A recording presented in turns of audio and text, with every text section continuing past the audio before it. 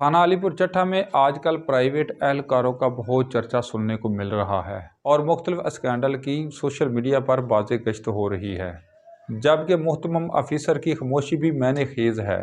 तो मैं बतौर सहाफ़ी और तहसील प्रेस क्लब अलीपुर चट्टा का जनरल सेक्रेटरी होने के नाते अरबाब इख्तियार की तवज्जो दिलाना चाहता हूँ। IG पंजाब के हुक्म के मुताबिक टोट माफिया और एहलकारों का थाना में दाखिला ममनू है।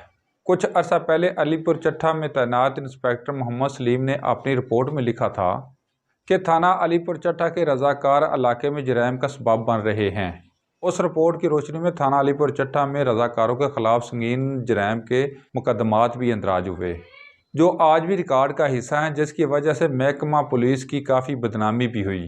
तो फिर हम पूछने में हक बजानब है, वाकई थाना अलीपुर चट्टा में टोट माफिया और रजाकारों का दाखिला बंद है? अगर वाकई ही बंद है तो प्राइवेट एहलकार किसकी अशीर बात पर मुकमका कर रहे हैं?